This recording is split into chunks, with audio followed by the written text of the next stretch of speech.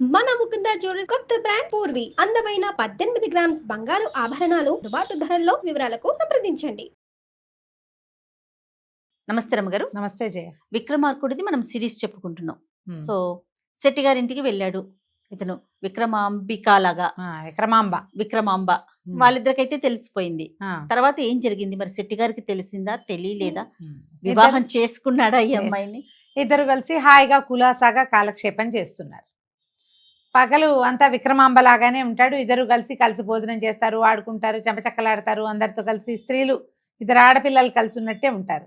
రాత్రిపూట ఆయన విక్రమార్కుడుగా మారిపోతాడు. భార్యాభర్తలుగా ఉండటం మొదలుపెట్టారు వాళ్ళు. అయితే ఏమైందట, ఒకనాడు ఈ రాజుగారు, ఆ దేశపు రాజుగారు ఊళ్ళో విహారానికి వచ్చారు. సాధారణంగా రాజుగారు వస్తున్నారు హో అనగానే జనాలంతా తప్పుకుంటారు. ఆడవాళ్ళంతా తలుపుల వెనకాలకి వెళ్ళిపోయి తొంగి చూస్తూ ఉంటారు. ఈయన గుర్రం మీద వెళ్తూ అటు ఇటు చూస్తున్నాడు. ఇట్లా చూస్తూ ఉంటే ఆయనకి ఏం కనపడింది, ఒక సౌధపు పైభాగం మీద ఇద్దరు ఆడపిల్లలు ఎదురు బదురు కూర్చుని ఒకళ్ళకొకళ్ళు బొట్టు కాటుగా దిద్దుకుంటున్నారు. ఒకళ్ళ తలలో ఒకళ్ళు సరిచేసి పాపిడి బిళ్ళలు సరి చేసుకుంటున్నారు ఎదురు బదురు కూర్చుని. ఈయన ఆశ్చర్యపోయాడు. నేను వస్తుంటే అన్ని సౌధాల మీద ఆడవాళ్ళు తెర వెనకాల నిలబడి లేదా తలుపుల వెనకాల నిలబడి నన్ను చూస్తారు. ఈ అమ్మాయిలు ఇద్దరు ఇంత మైమరిచిపోయి ఒకళ్ళనొకళ్ళు చూసుకుంటున్నారేమిటి? నా వైపు ఒక్కడూ చూడలేదు. తర్వాత ఏమో నేను చూస్తున్నానన్న స్పృహ కూడా లేదు వీళ్ళకి. ఆయన వచ్చేశాక ఈ మేడ ఎవరిది, ఆ పైన ఉన్న పిల్లలు ఎవరు కనుక్కున్నాడు. ఈ మేడ కుంతల శెట్టిది. అందులో ఒక అమ్మాయి ఖచ్చితంగా కుంతల శెట్టి కూతురు సౌందర్యరాశి. రెండో అమ్మాయి తెలీదు. ఈ అమ్మాయి వివాహిత ఇదే అంటే కాదండి, చిన్నప్పుడు ఎప్పుడో పిల్లకి 10 ఏళ్లలోపే పెళ్ళయింది. పిల్ల పెద్దది వ్యక్తురాలు కాకముందే ఆ అల్లుడు ఎక్కడికో వ్యాపారానికి వెళ్ళాడు, వాడు రాలేదు. ఆ పిల్ల ఈయన దగ్గరే ఉంది, కాపురానికి పంపిన పిల్ల కాదు, కన్య అని చెప్పాడు.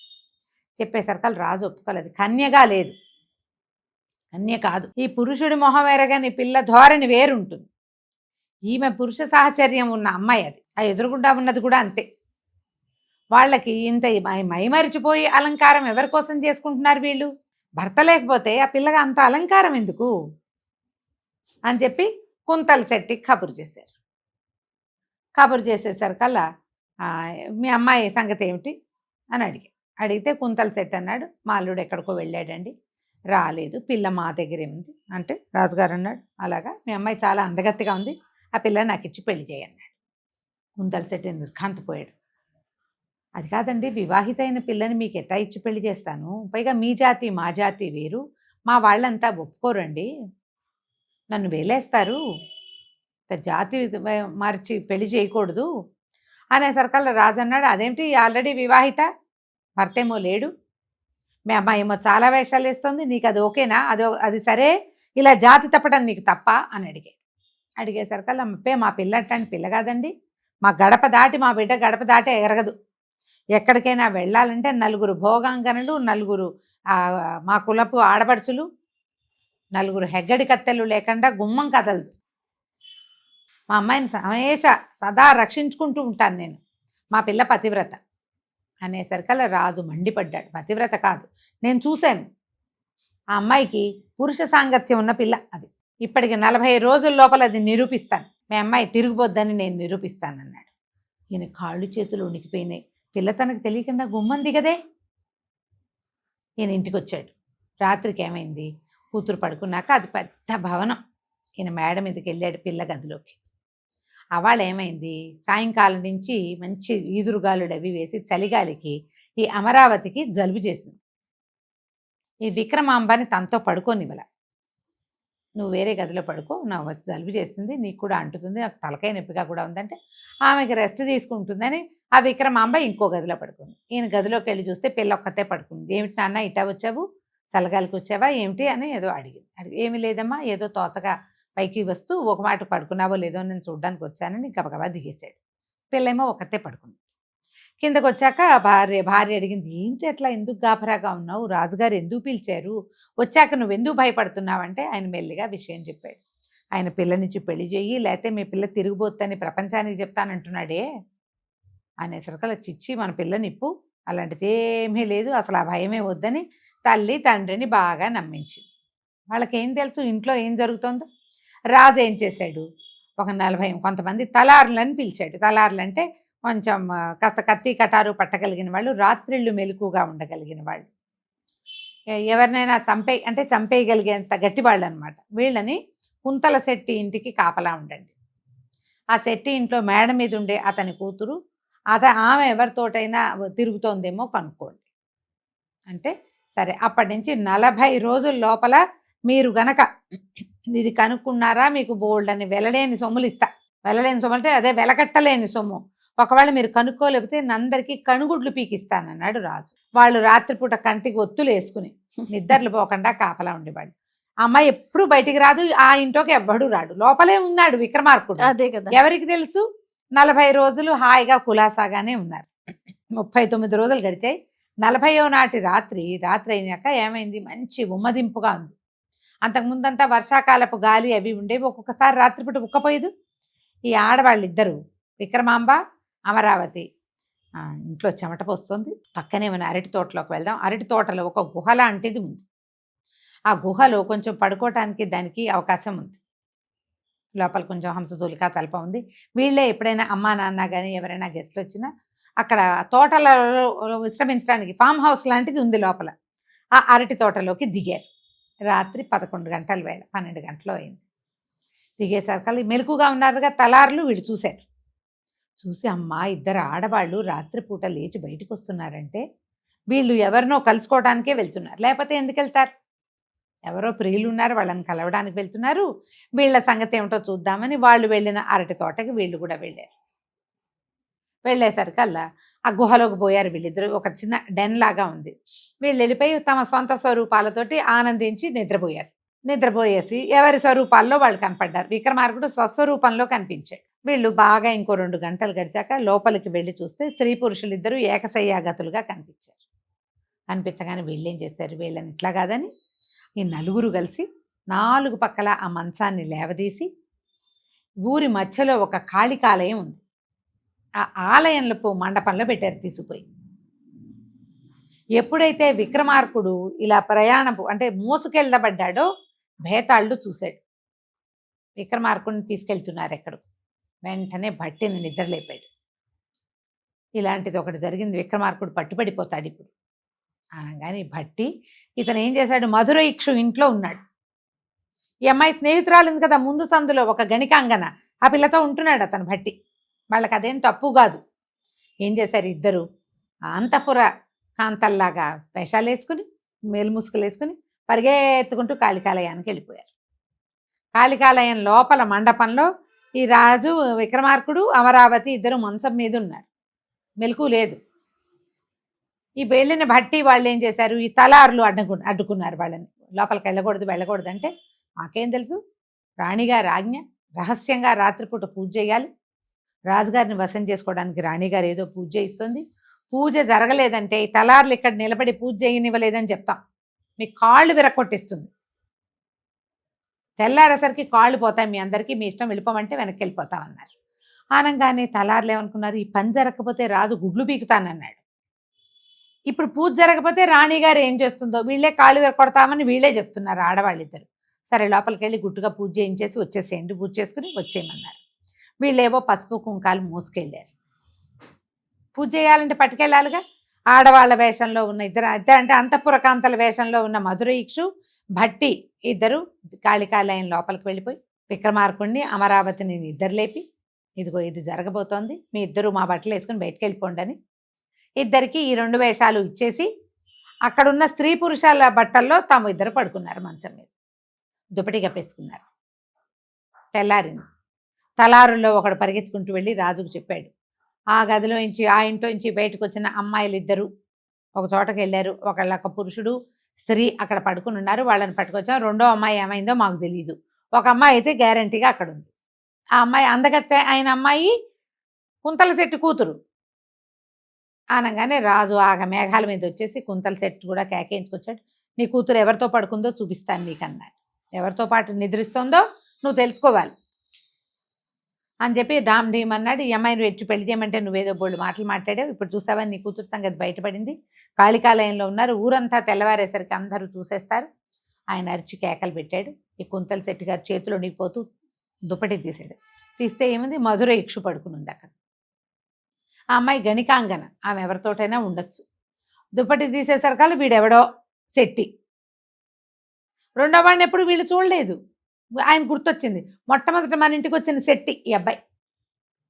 ఫస్ట్ మొదట శెట్టి గారి వేషాల్లో వచ్చారు కదా విక్రమార్కుడు, భట్టి. ఆ మధుర యక్షు కేవ్వుమని కేకవేసి, అయ్యోయ్యో ఎక్కడున్నాను, నేనేమైపోయాను, అయ్యో ఇప్పుడు నేనేం చేయను, ఇట్లా నన్ను రోడ్డు మీద పెట్టారే మీరంతా కలిసి, ఎవరిది ఈ పని, ఎవరి ఆజ్ఞ మీద చేశారు, వీళ్ళు నాకు న్యాయం కావాలి, నేను గుట్కా వ్యాపారం చేసుకుని నా జీవితంగా నేను గడుపుకుంటున్నాను, ఇప్పుడు మధుర యక్షుతో గడిపిన వాళ్ళందరూ కాళికాలయంలోకి మంచానికి కాళ్ళు వచ్చేస్తాయని అందరూ అనుకుంటే నా దగ్గరికి ఎవరైనా వస్తారా, నేను ఎట్లా బతకాలి ఈ ఊళ్ళో అని చెప్పి అది కేకలు పెట్టి అరిచి రాజుగారిని రోడ్డు మీద నుంచోబెట్టింది. ఆయనకేం చేయాలో తెలియలే. సరే మధుర యక్షుని ఓదార్చి ఏదో పొరపాటు జరిగింది, కానీ తలారు ఆశ్చర్యపోయారు, తమ రాత్రి చూసిన అమ్మాయి కాదు ఇది. అమ్మాయి ఎట్లా మారింది, వాళ్ళలో ఒకడికి అనుమానం వచ్చింది, ఇద్దరు ఆడవాళ్ళు లోపలికి వచ్చారు, ఇద్దరు ఆడవాళ్ళే వెళ్ళిపోయారు. వెళ్ళిపోయింది మొదట వచ్చిన ఆడవాళ్ళేనో కాదో మనకెట్టా తెలిస్తే, వాళ్ళు ముసుగులు వేసుకుని ఉన్నారు. అదే ఏదో జరిగింది. ఇప్పుడు రాణి గారి చిలకత్తలు వచ్చారని చెప్తే అదేం తలకాయ నొప్పో, నోరు మూసుకుని నోళ్ళు గట్టిగా మూసుకుని ఊరుకున్నారు. ఈ మధుర యక్షు దాని ఇంటికి అది వెళ్ళిపోయింది, భట్టి ఆయన దారిని ఆయన పోయాడు. కుంతల శెట్టి ఇంటికి వెళ్తే కూతురు విక్రమాంబిక కూర్చొని సద్దనం తింటున్నారు. చేసేదేముంది, మా పిల్ల చాలా అద్భుతమైంది అనుకున్నారు. 2 రోజులు గడిచేసరికల్లా ఈ అమరావతి భర్త, ఆపీతస్థాని యొక్క భర్త ఊరి నుంచి వచ్చాడు. మా అల్లుడు వచ్చాడన్నారు. అందరూ ఆయనకి నీరాజనాలు ఇచ్చారు, లోపల ప్రవేశపెట్టారు. అతను చూసి హతాశురాలైపోయింది అమ్మాయి. ఏం వివాహం చేశారో, నేను అతన్ని మొహం చూడలేదు, మళ్ళీ నేను నువ్వే నా భర్త అనుకుని నేను నీతోటే ఉన్నాను, ఈ జీవితం ఇలా వెళ్ళిపోతుంది అనుకున్నా, ఇప్పుడు వీరొచ్చిన నెత్తి మీద కూర్చున్నాడు, నేనేం చేయను. వాళ్ళ ఏడ్చింది. ఏడ్చేసరికల్లా విక్రమార్కుడు అన్నాడు, నువ్వు బాధపడకు, భయపడకు, గాంధర్వ వివాహం మన వివాహాల్లో ఉంది, మనం గాంధర్వ వివాహం చేసుకున్నాం, నిన్ను నాతో తీసుకెళ్లే పూచి నాది, నువ్వు ధైర్యంగా ఉండి చెప్పినట్టు చెయ్యి. ఇప్పుడు నీ భర్త ఇవాళ రాత్రో రేపు రాత్రో నీ దగ్గరకు వస్తాడు, నేను ఒక వ్రతం పట్టాను, నువ్వు వచ్చాక మొదలు పెట్టాలి అది, కాబట్టి ఒక 15 రోజుల పాటు నువ్వు నా జోలికి రావద్దు, నిన్ను సేవిస్తా అంతే. ఈ 15 రోజులు వ్రతం అయిపోని, 16 రోజులు అమ్మవారి వ్రతం, ఇది అయిపోని, అమ్మవారి షోడశోపచారాలు చేస్తాం కదా, షోడశ దినాలు అర్చన ఉంది నాకు, ఈ 16 రోజులు విడిగా ఉండు, తర్వాత నేను నీ పాదదాసిని మీ ఇంటికి కూడా వచ్చేస్తానని చెప్పి, ఈ 16 రోజుల లోపల నిన్ను తీసుకెళ్లే పూచి నాది. బాగానే సరే. ఈయన చక్కగా పెళ్ళికొడుకు భోజనం అది చేశాక భార్యని పలకరించడానికి వచ్చాడు. వస్తే ఈవిడ చెప్పింది జాగ్రత్తగా, అమరావతి నాకు అమ్మవారి వ్రతం ఉంది, ఇన్నాళ్ళు నీకోసం వేచున్నాను, నువ్వు ఎప్పుడు కంటపడితే అప్పుడు 16 రోజులు నోము నోచుకుంటానని పెట్టుకున్నాను, కాబట్టి అది సంగతి. సరే, ఈయన ఊరికే ఈ అందగత్తె అయిన భార్యను చూస్తూ లొట్లేస్తూ అటు ఇటు తిరుగుతున్నాడు. ఇంతలో ఏమైంది, ఉండుండి ఈ విక్రమాంబ అతనికి కనపడేది. వాళ్ళు భోజనం చేసినప్పుడు చటుక్కుని వచ్చేది, అయ్యో అక్కయ్య బావగారు భోజనం చేస్తున్నారా, మళ్ళీ వస్తాలే అని వెళ్ళిపోయేది. ఈ భార్యని ముట్టుకోవడానికి వీల్లేని పరిస్థితి. ఈ ఉండుండి కనపడే ఈ సౌందర్యవతి ఒడ్డు పొడుగు ఉన్న అమ్మాయిని చూసేసరికల్లా ఆయన కొంచెం ఉత్సాహంగా ఉండేది. ఈ అమ్మాయి ఎవరు ఏమిటని భార్యని అడిగాడు. ఆ అమ్మాయి భర్త ఏదో ఊళ్ళో ఉన్నాడు, పరాయి వాళ్ళ గురించి అలా అడగకూడదండి, మా ఇంట్లో కొద్దిగా కొంతకాలం ఉండటానికి వచ్చింది, నన్ను అక్క అంటుంది, మీరు అమ్మాయి గురించి అడగకూడదు అట్లాగా అని చెప్పి. అడగకూడదు అన్న వాటి మీదే జనాలకి ఆసక్తి ఎక్కువగా ఉంటుంది, అమ్మాయి జోలు మీకెందుకు అని చెప్పి. ఉండుండి కనపడేది ఆ అమ్మాయి మెరుపు తీగలాగా వచ్చి ఈయనకి భార్యతోటి ఏం వ్యవహారం లేదు, ఆ పిల్ల మీద ఉండేసరికల్లా ఒకనాటి రాత్రి ఏమైంది, ఈ అమరావతి భోజనం అయిపోయాక, ఈయన భోజనం అయ్యాక అమ్మాయి కిందకి వెళ్ళిపోయింది. ఈ పిల్ల వచ్చి చటుక్కుని మంచం మీద కూర్చుంది. ఈ విక్రమ కూర్చునేసరికల్లా ఆయనకి పిచ్చి ఉత్సాహం వచ్చేసి గభాలను 2 చేతులు చాచి కావలిచ్చుకోపోయాడు. ఆ అమ్మాయి చాలా సిగ్గుపడి, అయ్యో నేను ఎప్పటి నుంచో మా ఆయన కోసం ఎదురు చూస్తున్నాను, మీకు నా మీద వ్యామోహం కలిగింది, అక్కయ్య వస్తే కొంప మునిగిపోతుంది, రేపో ఎల్లుండో ఏకాంతంలో మన ఇద్దరం కలుసుకుందామని చెప్పి. విక్రమార్కుడు వీడు ఈ పెళ్లి కొడుకు సరేని అనుకున్నాడు. 2 రోజులు ఈ విక్రమాంబ ఒక బాకు పుచ్చుకుని తిరిగేది. 2వ రోజు రాత్రి చీకటి మాటున ఆ అమ్మాయి మేడ మీదకి వస్తుంటే ఈయన గట్టిగా కావలించుకున్నాడు. కావలించుకునేసరికి ఈ బొడ్లో దోపుకుని ఉన్న చాకుతోటి ముక్కు కోసి పారేసింది. ముక్కు దిగిపోయింది. ముక్కు దిగిపోతే ముక్కేది పడిపోయింది, నెత్తురు కారిపోతుంది. ఆ అమ్మాయి మెరుపులాగా మాయమైపోయింది. ఈ ముక్కు దిగిపోయిన పెళ్ళికొడుకు ఏం చేయాలో తెలియదు. ఇక్కడే ఉంటే పరువు పోతుంది, ప్రధానమైనది పరువు పోతుంది. పైగా భార్య వ్రతంలో ఉండగా ఎవరో వాళ్ళ ఇంట్లో కాపుదలకి ఉంచినటువంటి పిల్లని కావలించుకున్నాడంటే అది మంచిది. ఇది వీడు చెడ్డవాడైపోతాడు. అమ్మాయి మాటిన బుల్లిబుచ్చి కప్ప మాటలు కనపడి కళ్ళార్పింది అవన్నీ ఎవరికీ తెలియదు. వీడు ఆవిడ్ని కౌగిలించుకోపోయాడు, ఆవిడ ముక్కు కోసింది మాత్రమే కనపడుతుంది. ఏం చెయ్యాలో తెలియక అతను కాస్త ఇంటి నుంచి వెళ్ళిపోయాడు. కనపడకపోయేసరికి ఈ విక్రమాంబ కూడా ఏం చెప్పిందంటే అమరావతికి, నేను కూడా కనిపించను, నీ భర్త ఆయన పోయి ఇంకేం చేయాలో తెలియక ఏ పడవో ఎక్కుతాడు, ఏ ఆత్మహత్య చేసి వాడు ఏమైనా సరే మనకు సంబంధం లేదు, అసలు రావాల్సిన వాడు కాదు, వచ్చాడు వాడి చావు వాడు చస్తాడు, నేను కూడా కనపడను. ఒకవేళ మీ నాన్న అడిగితే నేను నీ భర్తతో వెళ్ళిపోయానేమోనన్న అనుమానం మీ నాన్నకు కలిగించు అని చెప్పి ఈయనేం చేశాడు, తన వేషంలో భట్టి దగ్గరికి వెళ్ళిపోయాడు. తెల్లవారేసరికి అల్లుడు లేడు. పిల్లేది వెతికారు. మధ్యాహ్నానికి అన్నం తింటానికి కూర్చుని విక్రమాంబేది అని అడిగింది. విక్రమాంబ కోసం వెతికారు. ఏది విక్రమాలేదు, ఇంకో క్రమాలేదు. ఇల్లంతా వెతికాక అప్పుడు అమ్మాయి చెప్పింది, మీ అల్లుడు అదో రకంగా చూశాడు విక్రమాంబకేసి, మరి దానికేమనిపించిందో అది మొగుడు కోసం వేచి ఉంటుంది అనుకున్నాను, ఎంతో కానీ వెళ్ళిపోయిందేమో నాన్న పరువు తక్కువ అన్నది. అనగానే ఆయన మెల్లిగా చిలకత్తల్ని వాళ్ళని వీళ్ళని చూసి అందరినీ అడిగితే ఏముంది, ఆయన అల్లుడు గారు ఎంతసేపు అమ్మాయిని వదిలేసి విక్రమాంబ వైపు చూసేవాడని మరి అందరూ చూపారు. ఇలాంటిది ఏదో జరిగి ఉండొచ్చు, ఏం చెయ్యాలో తెలియలా. సరిగ్గా వారం తిరక్కండా భట్టి ఈ అమ్మాయి విక్రమాంబ తాలూకు అన్నయ్య వేషంలో, విక్రమార్కుడు విక్రమాంబ భర్త వేషంలో వచ్చేసారు. వచ్చి, అయ్యా ఇదిగోండి మా బావమరిది దొరికాడండి, మేము వేరే దేశానికి వెళ్ళి చూశాను, మా పిల్లని పంపిస్తే మా బావమరిదిని మా పిల్లకి పునఃసంధానం అవి కావించి మీ ఊళ్ళోనే మా ఊరు తీసుకెళ్తానండి అన్నాడు. నేను కతుక్కుమన్నాడు. ఆయన వస్తాడనుకోలా. ఇప్పుడు విక్రమాంబేది ఏం చెయ్యాలి, తనుకు చచ్చారు. ఈ లోపలే ఆయన స్నేహితులతో వాళ్ళతో వీళ్ళతో చెప్పాడు, ఆ పిల్లల్ని తండ్రి అన్న ఇక్కడ ఉంచి వెళ్ళాడు, రేపు నాటికి వస్తే నేనేం చెయ్యాలి, మా అల్లుడేమో ఇలాంటి పని చేశాడు, నాకేం చేయాలో పాల్పోవట్లేదని సాటి సెట్టిగారులందరి దగ్గర చెప్పుకుంటున్నాడు ఆయన. ఈ సడన్గా వచ్చి ఈ పెళ్లి కొడుకు అదే మన భట్టి బావమరిది ఇద్దరు వచ్చేసారు. ఇక మాటలు చాలా కోటలు దాటినాయి.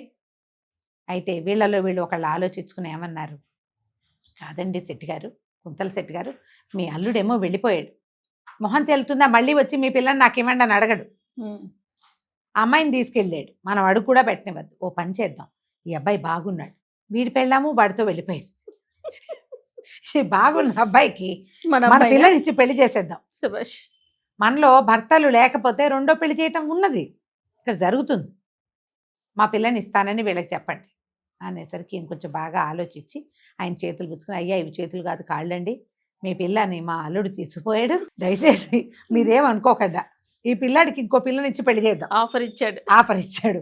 అక్కడి నుంచి ఆ భట్టి గారు ఒప్పుకున్నాడు కానీ అల్లుడు ఒప్పుకోలే. విక్రమార్కుడు, ఇదేంటండి నా భార్యకి బదులు ఇంకెవడి భార్యనో నన్ను తీసుకెళ్ళమంటారు, అలా కుదరదు, పిల్లకి బదులు పిల్ల వేరే కదా, ఇప్పుడు అది కాదు కదా, భార్యకి బదులు ఇంకోటి భార్య అనేసరికి ఆ సెట్టిగారులు అందరూ బతిలాడి, బాబు అసలే రాజుగారితో చాలా ఇబ్బందిగా ఉంది, ఆయన ఈ పిల్ల మీద కన్నేసి చాలా ఇబ్బంది పెడుతున్నాడు, ఇప్పుడు ఇక్కడ ఇంకేదైనా జరిగిందంటే ఈ పిల్ల రాజు పాలబడాల్సి వస్తుంది, మేము కులాలు తప్పిపోతాను నాయన, మీరు ఎలాగో శెట్టిగారే, ఈ వీళ్ళు క్షత్రియులని తెలియదు కదా వాళ్ళకి, ఆయన శెట్టి ఈయన అల్లుడు శెట్టిగారని నమ్ముతున్నారు, సాటి వాళ్ళలో ఈ మాత్రం ఒకళ్ళనొకళ్ళు ఆదుకోపోతే రేపు ఈ రాజు కేటాయిస్తాం మా పిల్లని మేము చెప్పండి అని బతిమలాడుకుని, మనం ఒకటి, మన సమస్య మనమే తీర్చుకోవాలి, మీ అమ్మాయి నిన్నాళ్ళు ఉంచుకున్నాడు సొంత కూతురులాగా చూసుకుంటే ఇట్లా జరిగింది, ఆ అల్లుడు దుర్మార్గుడు ఇంత పని చేశాడని బతిమలాడి చివరికి ఈ అమ్మాయినిచ్చి ఈ అమరావతినిచ్చి విక్రమార్కుడికి పెళ్లి చేశారు. పెళ్ళి అయిపోయాక వాళ్ళ ఇంట్లో తిరిగిన విక్రమాంబే ఈ విక్రమార్కుడని వాళ్ళకి తెలియదు పాపం, ఏదో కొంచెం బంగారాలు వెండి సామాన్లు ముత్యాలు గిచ్చాలు అన్నీ ఇచ్చి అమ్మాయిని మీ ఊరు తీసుకెళ్ళిన ఆయన ఎప్పుడైనా కుదిరితే వస్తాం. అప్పట్లో ఏంటంటే ఈ పిల్లని మళ్ళీ చూడ్డాలు అవి ఉండేవి కాదు జయ, చాలా తక్కువ, వన్స్ మ్యారేజ్ చేసేస్తే ఇంక అంతే. ఎప్పుడో ఆ ప్రాంతానికి వెళ్ళిన వాళ్ళు వీళ్ళు మా వాళ్ళని కలుసుకుని మాట్లాడటము, ఎప్పుడో ఏ తీర్థయాత్రలకు వెళ్ళినప్పుడు కలవటమే కానీ మనకు మళ్ళీ రోజు వారం వ్యవహారాలు అప్పుడు ఉండేవి కాదు. పిల్లని ఆయన వాళ్ళకి అప్పచెప్పారు. వీళ్ళు చక్కగా పేతాళుడితో పాటు 6 నెలలు ఎలాగూ గడిచిపోయింది ఇక్కడ. పర్వాలేదని తమ సొంత రాజ్యానికి వెళ్ళిపోయి అమరావతికి అప్పుడు ఈ వచ్చిన వాడు విక్రమార్కుడని తెలియజేసి అమ్మవారిని భద్రకాళి దర్శనం చేసుకుని మళ్ళీ వెళ్ళాలి గుళ్ళోకి. దర్శనం అయ్యాక అప్పుడు రాజ్యప్రవేశం చేసి హాయిగా రాజ్యం చేసుకుని ఉన్న భార్యలతో పాటు ఈ అమరావతిని కూడా తమ భార్యల సమూహంలో కలిపేశాడు విక్రమార్కుడు. ఇది చెప్పింది 6వ ప్రతిమ. చూడు విక్రమార్కుడు సమయానుకూలంగా తను వలచిన స్త్రీ కోసం ఎలా చేయగలిగాడు. ఇందులో సాహసం కంటే ఒకటి సాహసం అయితే రెండో సమయస్ఫూర్తి. జరిగిన సిచ్యువేషన్ని వచ్చిన సందర్భాన్ని తనకు అనువుగా తిప్పుకున్నాడు. నువ్వు తిప్పగలవా అట్లా? మెమ్మే బెబ్బే అని 4 వెళ్ళాడేస్తావు. ఎవరి వల్ల కాదు అట్లా చేయటం. ఎంత స్పాంటేనియస్గా చేశాడో చూడు. నీకు అలాంటి సమయస్ఫూర్తి లేదు, ఎవ్వరికీ ఉండదు. కాబట్టి విక్రమార్కుడు లాంటి సమయస్ఫూర్తి కలిగి ఉంటేనే నువ్వు మెట్టెక్కాలి, లేకపోతే అంతే సంగతి అనగానే భోజుడు ఒక నమస్కారం చేసి దిగి వెళ్ళిపోయారు. కంచికి మనం ఇంటికి. ఇంకో భాగం తెలుసుకుందాం మళ్ళీ మనం. అలానే రమ్మగారు. నమస్తే. నమస్తే.